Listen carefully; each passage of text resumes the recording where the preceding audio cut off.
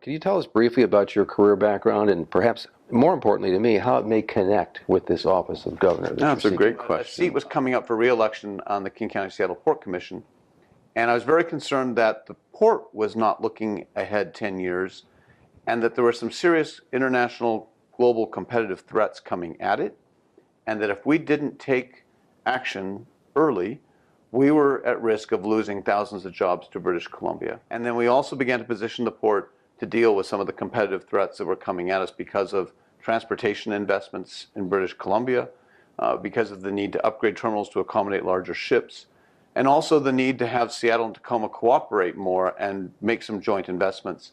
And so we, as a result of that strategic planning, consolidated the seaports of Seattle and Tacoma into a single port. In August of 2015, the 10 commissioners, 5 from King and 5 from Pierce County, signed an agreement creating the third largest port gateway in North America. LA Long Beach, New York, New Jersey, and Puget Sound. I'll tell you that background in the private sector and strategic planning and then implementing it in the public sector is something I will take to the governor's office. When I was in the apple industry, they taught me a very important lesson, that you better make sure that what you're planting today is what you want to harvest in 4 or 7 years. And they're always looking ahead at the crop that will be coming off the trees in a few years. Jay Inslee has no strategic plan. And that's really unconscionable when you think of all the assets we have in Washington State to work with.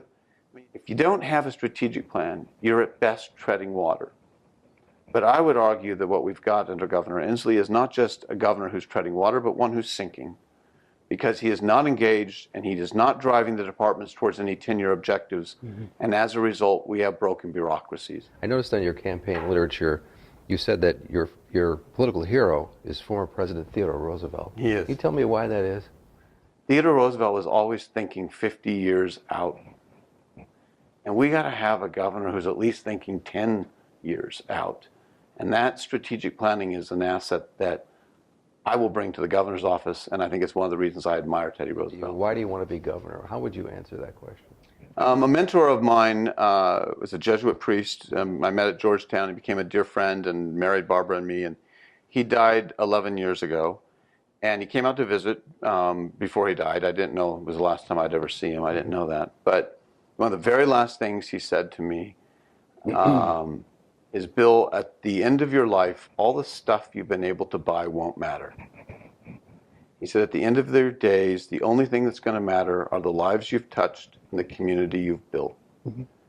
And when the company got to a point in 2007 where I didn't have to be there every day, I had to make a decision. Do I just want to double down and continue to build the company, or do I want to build a community? And those words of Roy's rang pretty loudly in my ears. And the fact that we have a state that's leaving up to 25% of our ninth graders behind, up to 25% of our ninth graders will not graduate from high school. We accept it. I think it's morally wrong. The fact that we're not making decisions that are going to actually ensure we continue generating jobs and new types of jobs. We actually have policies that are driving investment jobs out of Washington State.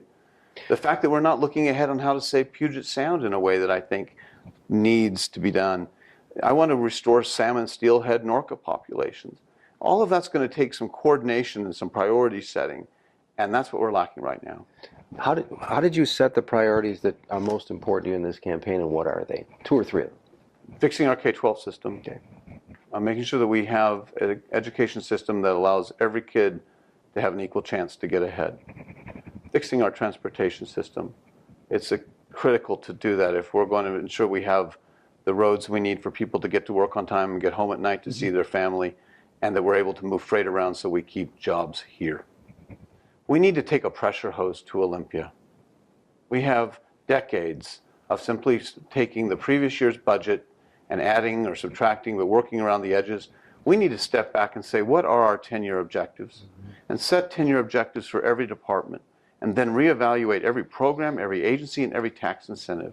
And if they're not meeting our objectives or not moving us toward them, we should fix them or eliminate them. We haven't had that comprehensive review in this state in far too long, and we're suffering for it. How would you work to ensure a balanced budget while increasing spending for education? First of all, fixing education is not just about increasing funding, although increased funding is part of it. But we also need to look at the system and ask ourselves, why is it failing so many kids? And that's not only funding. We can't just pour more gas into a broken engine and expect us to get us where we want to go. We need to fix the engine as well. So it's going to require gubernatorial leadership. What can the government do to better reduce traffic challenges? No, you can make it a priority. Right now, the elimination or reduction of traffic congestion is not a very high priority at the Washington State Department of Transportation. You own a small business. I'm wondering what a governor can do to connect with those folks who really are small in the bigger scheme of things, and how you can perhaps be a voice for them. The most important thing a governor can do is to listen and be accessible. Having a governor who's actually built a company and is willing to listen and then take those concerns to the legislature would go a long ways in helping us ensure our small businesses in Washington State were successful. What plans you have to improve the state's environment, and perhaps point out areas to us where it really needs them. Puget Sound today is struggling, and it's reflected in declining orca, steelhead, and salmon populations. So how do we restore those populations? We need to have habitat. And I think we spend too much money sometimes on these little mitigation projects as opposed to building big projects that will actually move the needle forward. And I'm really focused on projects that don't have symbolic value, but actually move the needle forward. Why do you believe you're going to win? People are ready for a change. They are telling me, Bill, it's time. That they want somebody who comes from the private sector. Not totally politically naive, and having run twice in King County, I have that public policy and political background. But really, I'm from the private sector, and they want somebody who's willing to come down for 4 years, make some changes that need to be made, and then go back to the private sector.